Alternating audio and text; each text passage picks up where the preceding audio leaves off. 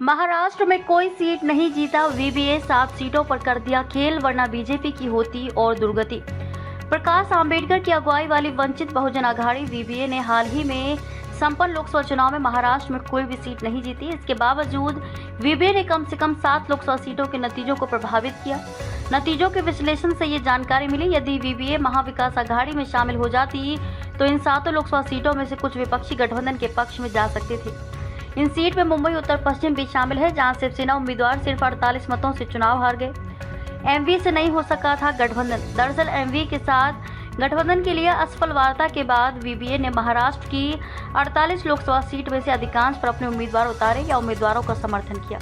Doctor B are Ambedkar के पोते प्रकाश आंबेडकर ने अकोला सीट से चुनाव लड़ा, लेकिन उन्हें हार का सामना करना पड़ा। 70 साल के दलित नेता ने अतीत में 2 बार लोकसभा में अकोला का प्रतिनिधित्व किया है। अकोला में तीसरे नंबर पर रहे आंबेडकर।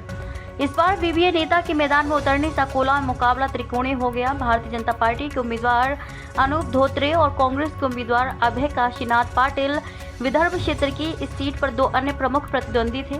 धोत्रे ने 4,57,030 वोट हासिल करके जीत दर्ज की। उनके निकटतम प्रतिद्वंदी पाटिल को 4,16,404 वोट मिले, जबकि आंबेडकर 2,76,747 मतों के साथ तीसरे स्थान पर रहे, जिसने अंतिम परिणाम को प्रभावित किया। औरंगाबाद सीट एआईएमआईएम के हाथ से खिसकी।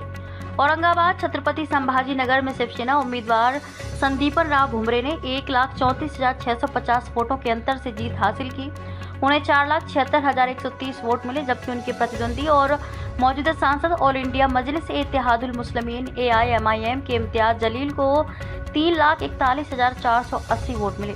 वर्ष 2019 में वीवीए ने एआईएमआईएम के साथ गठबंधन किया था। इसके कारण जलील को औरंगाबाद सीट पर मामूली अंतर से जीत मिली थी। हालांकि इस बार वीवीए ने अपने उम्मीदवार अफसर खान यासीन को उतारा, जिन्हें 69,266 वोट मिले। हालांकि इससे मौजूदा चुनाव के नतीजों पर बहुत अधिक प्रभाव नहीं पड़ा। बीड़ में पंकजा मुंडे के लिए बना विलेन। बीड़ में राष्ट्रवादी कांग्रेस पार्टी शरद चंद्र पवार के उम्मीदवार बजरंग सोनवणे ने अपने निकटतम प्रतिद्वंदी बीजेपी उम्मीदवार पंकजा मुंडे को 6,553 वोटों के अंतर से हराया। चौथे स्थान पर रहे वीवीए उम्मीदवार अशोक हिंगे को 50,867 मत मिले। शिवसेना यूबीटी के उम्मीदवार नागेश पाटिल अस्टीकर ने शिवसेना के बाबूराव कोहलीकर को 1,08,602 वोटों के अंतर से हराकर हिंगोली निर्वाचन क्षेत्र से जीत हासिल की।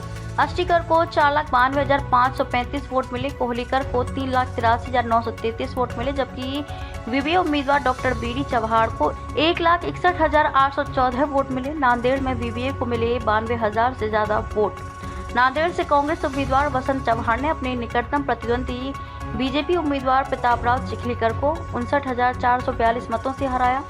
मध्य महाराष्ट्र की इस सीट पर वसंत चव्हाण को 5,28,894 वोट मिले, जबकि चिखलीकर को 4,69,452 वोट मिले। तीसरे स्थान पर रहे वीवीए उम्मीदवार अविनाश भूसीकर को 92,512 वोट मिले।